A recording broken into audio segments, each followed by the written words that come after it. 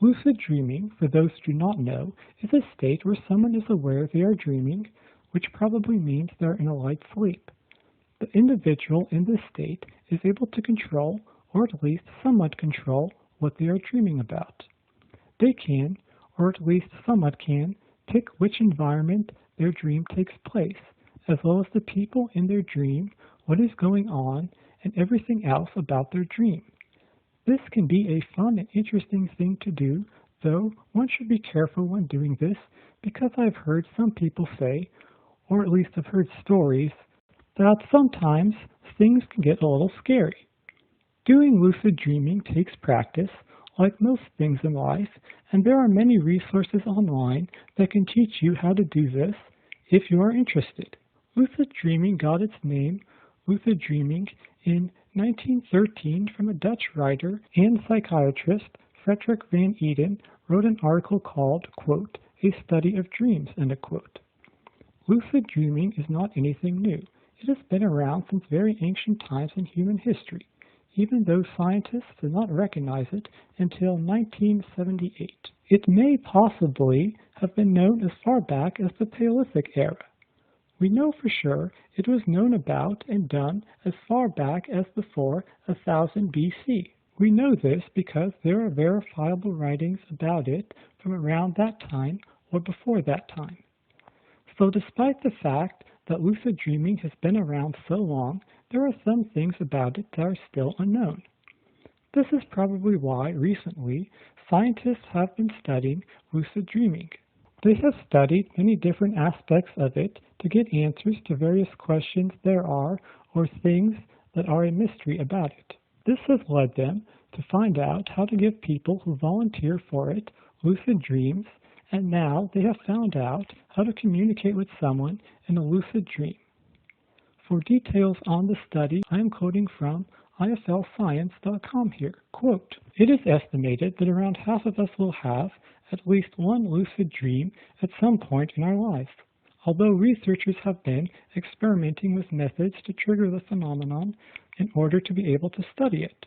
To that end, a recent study found that techniques including quote-unquote reality testing, whereby a person trains themselves to continually check if they are truly awake, can help to increase the frequency of lucid dreams. This effect can be enhanced by combining reality testing with mnemonic induction of lucid dreams, abbreviated to MILD, which involves waking up after 5 hours of sleep and setting the intention to realize that one is dreaming before going back to sleep.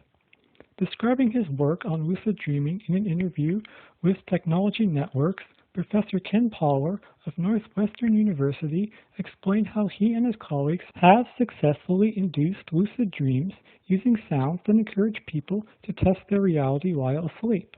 For instance, merely asking the question, quote, "Are you dreaming right now?" end quote, appears to trigger the sense of awareness in sleepers that can lead them into a lucid dream. Amazingly, Poller found that he was able to communicate with some people while they were in the midst of a lucid dream. In some cases, dreamers successfully answered basic math problems by signaling their response with their eyes, end quote.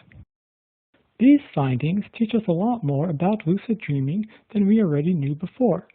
So the fact that they learned in it how to induce lucid dreams and communicate with the people who are having these dreams could have a positive impact on treating mental health problems.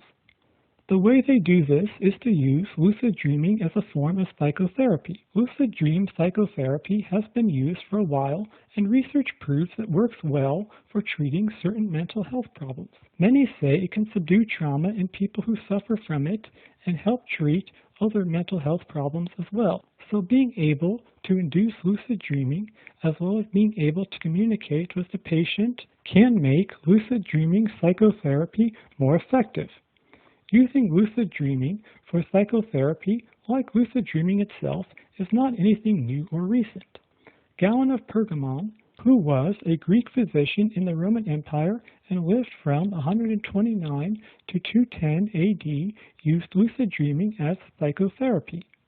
He was an important doctor in his time and also an important historical figure. He did a good amount of medical research about different medical topics, and many Roman emperors were glad to have him as their doctor. Also, as I said before, studies in recent times have proven lucid dreaming psychotherapy to be effective. Aside from it being used as psychotherapy, individuals who have done lucid dreaming on their own, or at least the majority of them, said it had a positive impact on them, not just during the time they did it, but afterwards as well. The reason, or a reason, lucid dreaming can improve mental health is because it can help one overcome fears, insecurities, or unresolved problems they may have. There could be other reasons as well.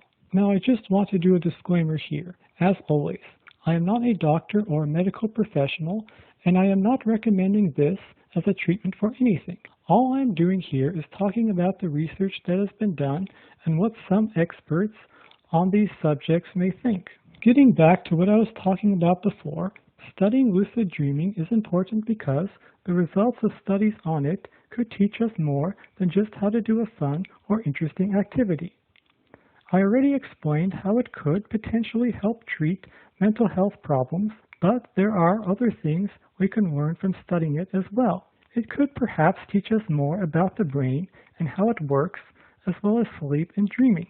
Scientists are always trying to better understand the brain and how it works, and while they have found out a lot about it, there's a lot more that remains to be discovered.